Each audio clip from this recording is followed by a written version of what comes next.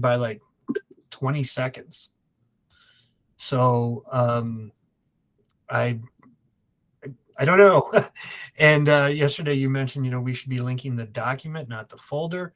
But do we delete those?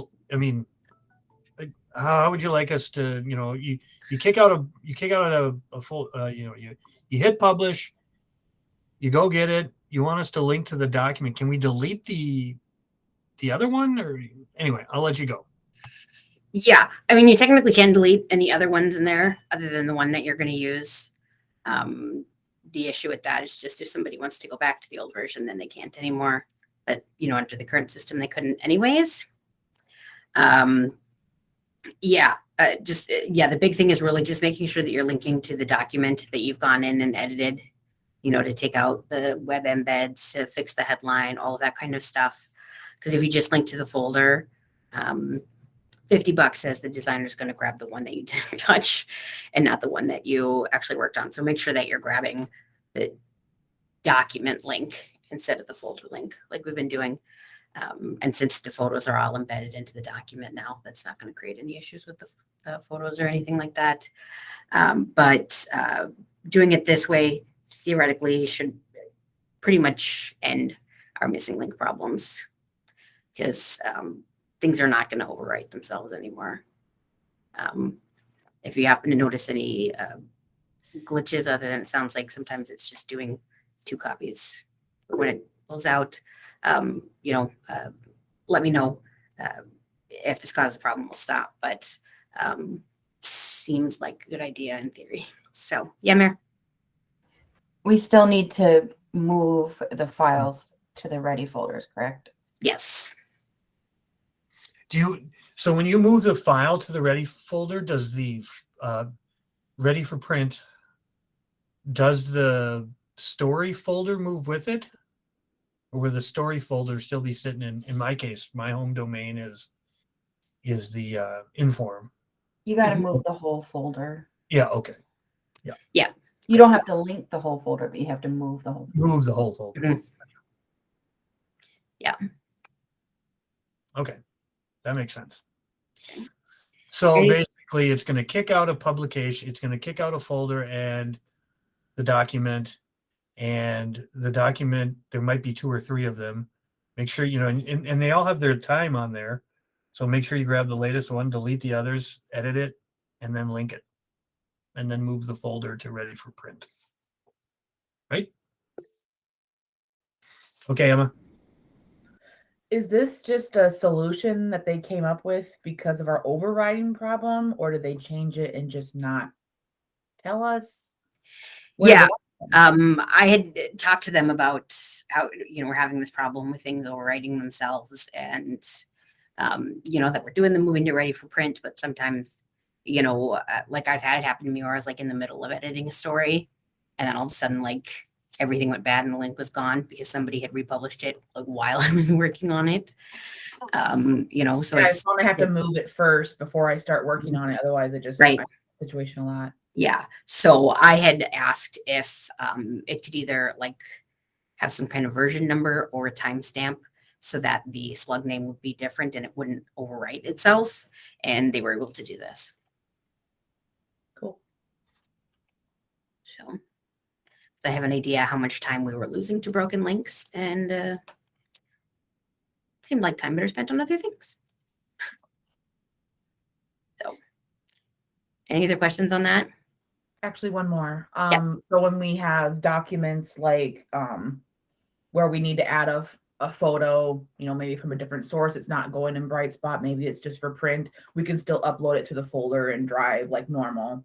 Mm-hmm. Right. Okay. Yep. Yeah. And I mean, you can link directly to the photo if you wanted to. Okay. I mean, you would need to indicate then if you're linking the document to the Pod Digest or the Papers Digest, Papers Pod Digest, but you're going to add an extra, let's say you don't want to use the person's mug online because it's it doesn't look good online, but you're going to use it for print. You could either 2 things, you could just drop and drag it into the folder with the story, but you'd have to let the designer know that the mug is in the folder. Or you could right click, get the URL for the mug, and add it into the template. But I mean, so there's a couple of options, but just so you let the designer know where they are, obviously.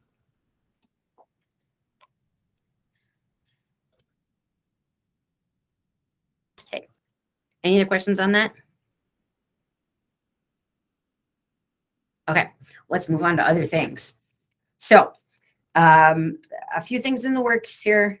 I have talked to about half of our editors since I got back from my time off to check in with them on how they're feeling about some stuff. And there are a few common threads in the feedback that we're getting. So I want to go over that. One has to do with communication, that they feel that sometimes there's not communication of things, or if there's an issue that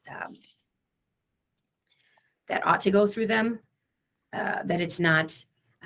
Obviously, that's an entirely subjective thing about whether an issue should go through them or not. And our goal is not to have to go through them, but especially when we're talking about our Lakes Group publications, some of those other publications that right now we're still really working on building that trust. Please make sure that you are going to them. And for all of your properties, just be aware of regular communication with them. So, you know how when the designers start their day, they go into each group and then they say, I have AEP A1 through 5 today. I have, Dickinson C1 through 7 or whatever it is. They tell you what they have. I'd like you all to be doing something similar in the pod room, where when you get in, you can tag, whoever for that property. So if you have Wilmer, you can tag Kelly and say, hey, I'm in, I've got Wilmer today. I got to finish something else first, but I'll be looking at the budget in about 45 minutes or, whatever it is, just to kind of keep them aware of what's going on, make sure that they know who to reach out to if they have an issue. We're trying to make it so it's consistent, that they know every Thursday this is their person, and it's not confusing, but it's still confusing for some of them. So it's helpful to just do that. Questions on that? Can we ask if they're better about noting who's covering sports that day? Because sometimes with the publications I cover, it's not actually noted. Mhm. So if they can be better same. about doing that, that would be great. They need to do, same. They need to do that as well. Yeah, absolutely. One thing that we need to be working on now, and I'm going to send out an email shortly with the assignments, is the publication guides. We've been talking about them for a while. I know several of you have notes for many of them. Right now, I've only seen 4 guides, Bemidji Superior, Cloquet, and Black Duck. And that's in the same folder where our budgets are. In our budget templates, there's a folder called Pod Guides. I put together kind of a basic template that you can use to write yours. Just make a copy and start working on it. But also, please do look at the Bemidji Superior, Cloquet, and Black Duck ones that Emily put together, because I think they're set up really nicely. And it depends on how you're going to want to set some parts of it up. Really depend on the property that you're working with. So these ones that she put together are generally weeklies. And so weeklies have like an A1 is this, and A2 is this, and A3 is this, and A4 is this. So she went through on the list and made the notes for each page, which I really like. But then, of course, if you're doing Fargo or Grand Forks, it's going to be more like, this is the news section, and this is, what you need to know for the news section. As you fill these out, I put in some fields, but please be adding anything else that you can think of. One thing I put is editor communication preferences. We have a few editors who really just don't want you to talk to them or ask them questions, and we have some editors that get kind of antsy if they don't have, as much communication. So just kind of note that. You can also note you know, editor likes to be told before we're starting pages, or I can't think of anything else offhand, but you know, really anything like that. Notes on anything to do with their deadlines, notes on specific pages, where to get like the volume and index info, notes and things like that. And then on the template for each of the sections, I have, you know, if you need filler copy, here's what to use and here's what not to use. You know, so if you're doing, you know, like Duluth, they said, you know, don't use Sanford stuff because they don't have a Sanford in there. But, you know, do use outdoors. You know, so you can fill that out for your property. The goal would be that, let's say you're out sick and an idiot has to do your pages, that I would be able to do it just fine because I have this guide. So, and once these guides are put together, I am going to be I am going to be going through with editors and just saying, okay, so here's what we've got written down for your preferences. You know, is there anything that we missed that's really important? Not necessarily sharing the entire guide with them, but just, you know, this is the information that we have. Or do we miss anything? Yeah, and I'd like to, you know, stress or put my 2 cents in, as I notice that what I see during the day and night sometimes is, you know, we're reaching out to editors, but maybe we need more than just one person. You know, there's usually some of the dailies obviously have city editors or managing editors, and with the sports, you know, maybe a sports editor is out covering something. So who else can we turn to? So like, I would like to list at least 2 or 3 people with, you know, so we're not just trying to get a hold of Kelly.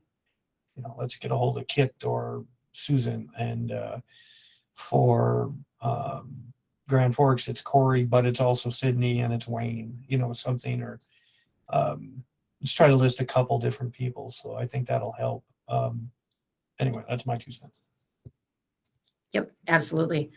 And you know, like this one that I have in here is just a template. Anything else that you can think of that ought to be included on here, go ahead and include it. Yes, Jack.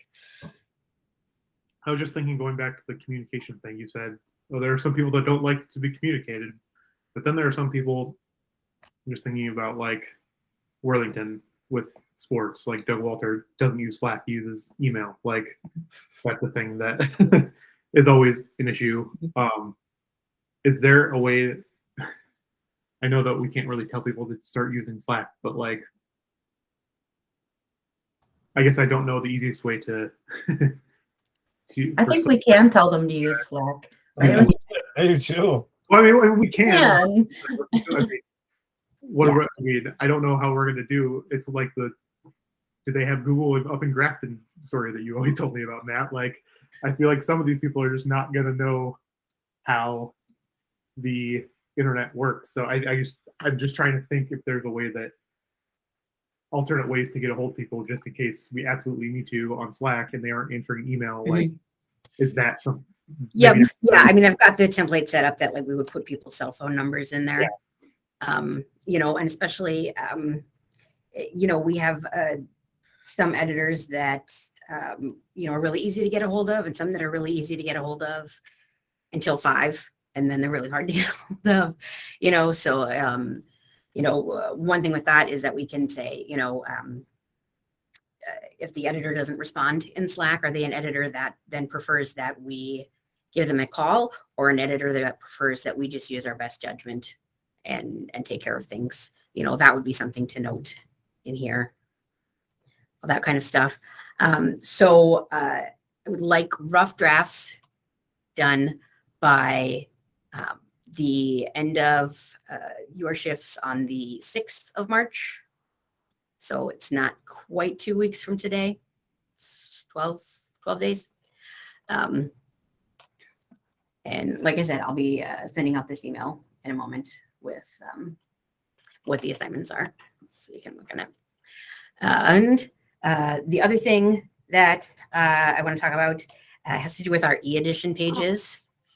We have some really great stories that have been going on our e-edition pages, a lot of them with really great art, but the way that we're currently setting them up kind of squanders our opportunity to do, really good design and make the page really intriguing.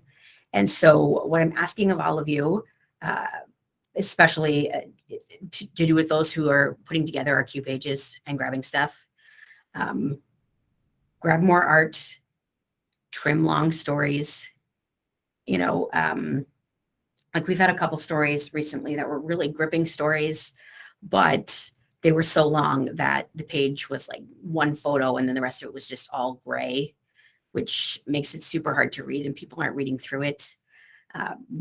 We need to really be working on making our e-pages shine, go bold with them, encourage the designers to go bold. And that means that we will need to trim some of those stories or not have as many stories. Jack? Just one thing about that. I know, like obviously in an ideal world, we want more art, but there's sometimes, especially some of those TNS stories, they just don't have any good art. And I don't know if there's Yep. around. Yeah. The I noticed- more news pages, like the daily news pages, we don't need to worry so much about that. But Well- when we're doing like travel and home and books and that kind of stuff, especially that stuff that designers are doing ahead of time, we can give the designer more time so that they can do something that is, it draws the reader in more, it's more captivating, and gets that content read, makes our e-edition more valuable to people, makes it, look better. But part of that is that we just have to be conscious of what we are providing in terms of content for that. Because again, if we pick a 2,000 word story, then the designer's not going to have a whole lot of room to do stuff with the photos. So I had another question sort of related to that. I've noticed sometimes, I'm guilty of this too, sometimes just picking a skeleton and making something fit. I wonder if, I don't know if there's, like, I know for some of those pages, we'll just say, tell the designer, don't use a skeleton, just do whatever you want. I wonder if there's, maybe this is something we talked to Michael about, like, hey, can we get some more skeletons, maybe get some more variety in there so it's not the same skeleton every day? Because I know I fall into that trap a lot too. It's just like, oh, 2.1, whatever, get it out, Yep. get it out and get it on. Yeah. I don't know if that's something that we can talk about with them and just maybe have some more variety with Yep. what the design looks like, so we're not just kind of blindly picking something that is the same as every other day. Yep, absolutely. And the skeleton piece of things is one thing that I'm going to be talking to the designers about when I talk to them tomorrow about this during their team meeting. We have gotten in the habit of being really busy and rushing and then just going, okay, here's the skeleton. I put it in, it fits exactly, great, send it. And not taking the time to be creative. And I think our present circumstances do allow us more time for that. Not necessarily, a ton of time in all cases, but in some cases more time. And I want us to use that and make better use of that time to do, Yeah, I think too. I mean, I remember I used to do the books page all the time, and I remember like, how the hell am I going to make an intriguing package with 3 book covers? And it's so it can be a little challenging. But and I know Carrie works on those at home. And there are some that are good because like the food page, you can do the one story thing, and they'll have 4 or 5 recipes and 4 or 5 photos, and it looks great. I think we do a good job with that one. But yeah, there are some that you get the 2,000 word story and it's got stock art with it, one photo, and it's like, what are we going to do here? I think if we, obviously, like you said, if we cut it, the wires have art that we can grab. I mean, if a photo moves with the story, let's say it's an airline story, I've done this before, so it moves like one photo of, a plane on a tarmac or something. You can go to TNS and type in, airlines or different kind of, so we can use the wires a little bit to supplant that art or, jazz up the art a little bit. So, I mean, that's one option. yeah, I think cutting some of those stories, and I'm guilty of it too. I mean, there are some days when I would do those the Sunday news features for the e-edition, and you know, hey, it's a 2,000 word story on the Great Lakes with one photo. Bang, bang, bang, it's done, gone. I got other shit I got to do.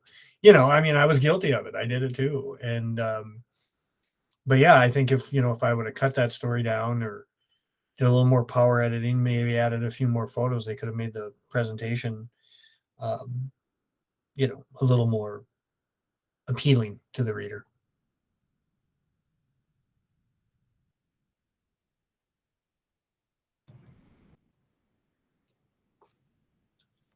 All right. So, yeah, basically, what we're working toward is making our e-editions much stronger, more of a value to our readers, more visually appealing, and, picking the content correctly and, the right length of stories. And again, just lots of art is a huge, huge part of that. So be working on that. If you have questions on that, as you're doing it, please reach out to me or Matt.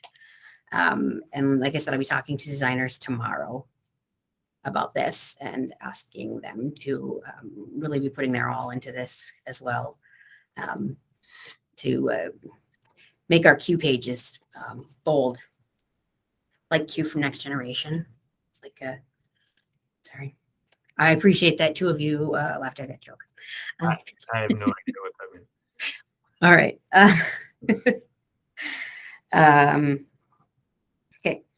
Okay. The other thing that came up in talking with editors has to do with the feeling that sometimes optional content kind of gets crammed in for the sake of getting it all in. And the refrain that I'm hearing is to really focus on that local content. Make sure you're getting all the photos in, all of that stuff before you put in anything optional. Remember that optional really, really does mean optional. If nothing on the optional list gets in, that's totally okay. And again, this is something I'm going to talk to designers about, but we need to make sure that in how we're setting up all of our publications, that we're really focusing on local stuff. That we're not cutting local photos, that we're not deciding not to run a local photo with the jump because there's a national story that has a photo that can run with it or things like that. I just heard that multiple times. So really keep that in mind, to be focusing on local to the degree possible, and then put the optional in. And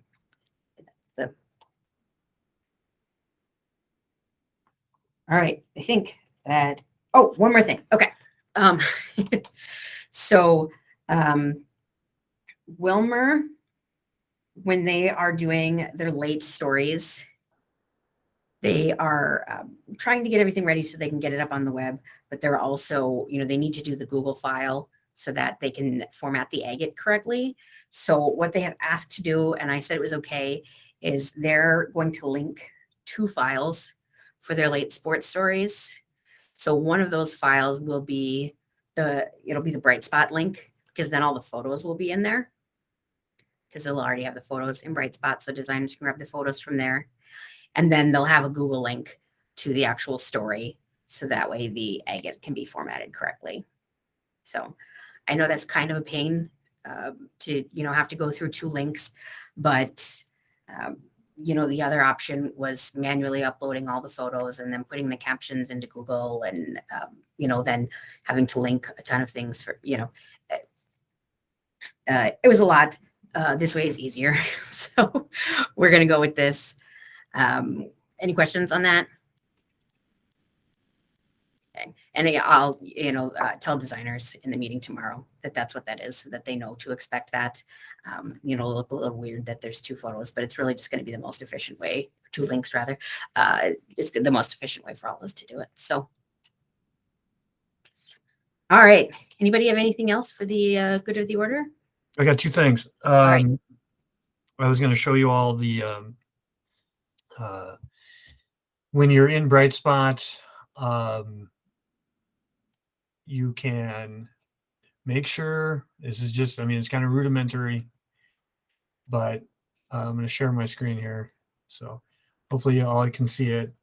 But whenever you call up a story, let's say you called up an Ag Week story, like this was the example. You call up an Ag Week story, and it should say this story. You should get a little yellow bar that says you can't edit this on the Inform. You have to edit it on Ag Week, and that's what you want.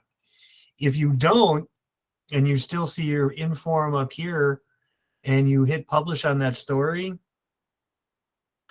it can break the link for Ag Week. And what it's going to do is you're going to hit publish, and it's just going to go alphabetically or whatever was listed at the top for the URL. So all of a sudden on Ag Week's page, when somebody clicks on that story, they get directed to Alexandria.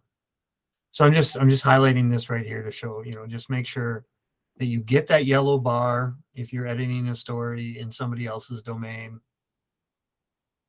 And you can tell that by what's here. So that was that.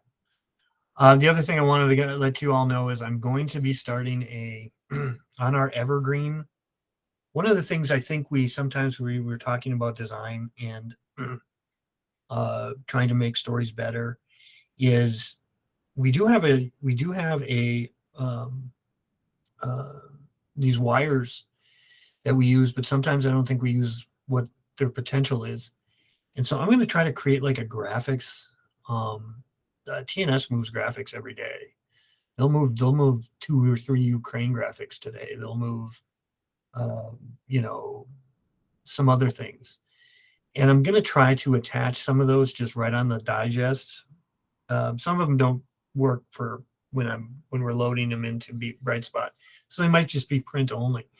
What I'm hoping to do is create kind of a little archive of, obviously some like Ukraine, that's tied to daily news, but there's other things. There might be a story about milk consumption in the United States, and boom, there you go. You have something, or, it goes with the story 2 weeks ago, but it's still there if you ever come across a story about something and you needed art, anyway, I'm going to try to build that and see what I can accomplish there. So that's just a heads up. I'll let you know more when I really start building it. And that's all I got. I just had one thing. I wasn't sure if it was mentioned before Alicia started recording. Obviously, with the change of how Brightspot is kicking out folders, there's no more of it appearing at the top of the most recent. You have to search for the slug from Brightspot and put that in your search bar and search it that way. It's no longer appearing at the top when you hit publish. So when you go into that production folder for like the Inform or whatever, the Grand Forks Herald or wherever you're at, whatever production folder you're in, it's not automatically going to the top. Right. No matter how many times you refresh. So then then you do a search for it, and then the folder pops up, but then you can still right click it and say move to ready to print, right? That's still okay. Can you just change it to date modified in Drive?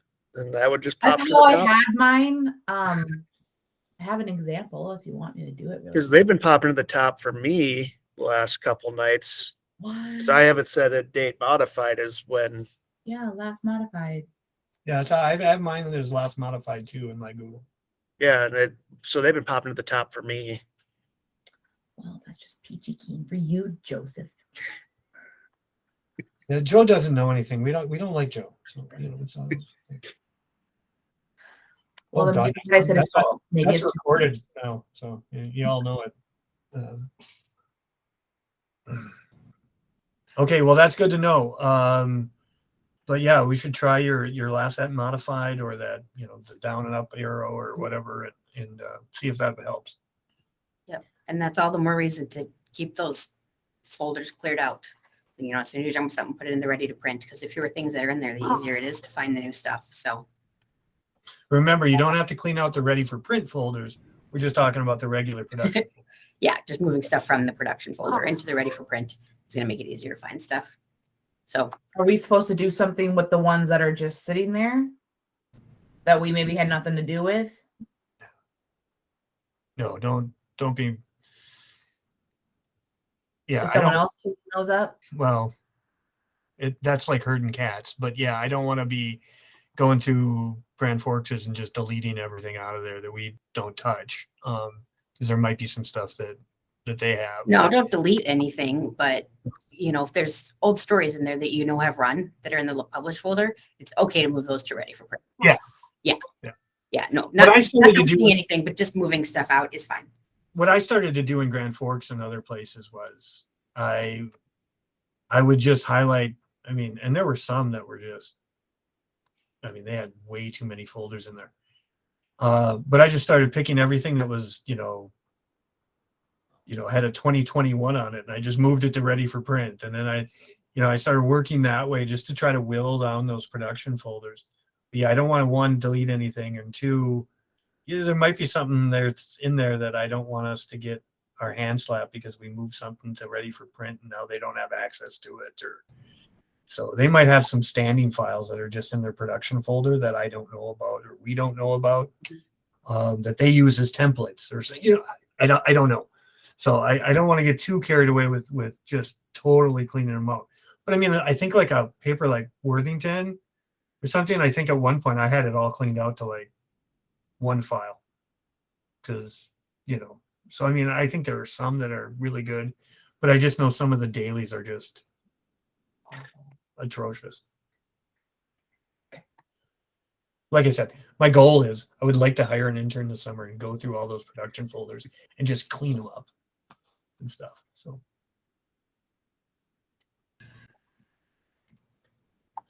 All right. Anything else? I just had one thing that I just remembered about these guides that's like kind of important. You should definitely link them to the top of the pod budget somewhere. Like for mine, I just put them like Superior Guide, and then I just did like a link to it. I don't know if that was mentioned, but yeah, that's helpful for it just being right at the top. Yep, absolutely. I just have one quick thing. There's been a couple Sundays where I've grabbed games from St. Paul, and they've had the scores wrong. what? Gopher women. It's been twice, so you might want to keep an eye on that. Like I looked at, because I have the game, the Google search for whatever, and like the scores don't match. So I'll refresh St. Paul after like 15 minutes, and they'll correct it. But just something to keep an eye on that. I've noticed that. So One of the things, yeah, and this is for those of you who sometimes grab St. Paul stuff from the web, depending on the story, they'll allow their the reporters just to post right to the web. So some of them haven't been edited yet, or if they're edited, there's things in there that I've missed. So if I know it's a feature, I usually wait for a little while and then I grab it, because I know I figure if that's time, maybe an editor has went through it. But I definitely run a spell check and I run a cleanup check on any kind of St. Paul copy I look for it, because they'll have some misspellings and stuff like that. I wish there was a better system for sharing with St. Paul. Maybe someday we can work it to have them email us their final edited version. But until that time, yeah, that's a good point. Just be wise when you check out their copy. Make sure you're running spell check, that type of thing.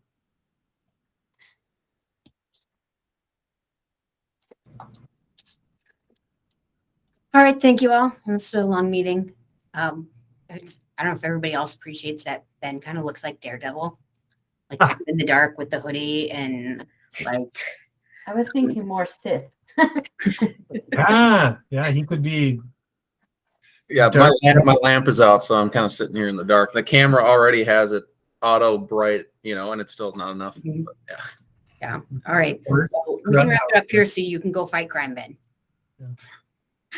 See you all later. Matt, can I ask you something real quick? Yeah.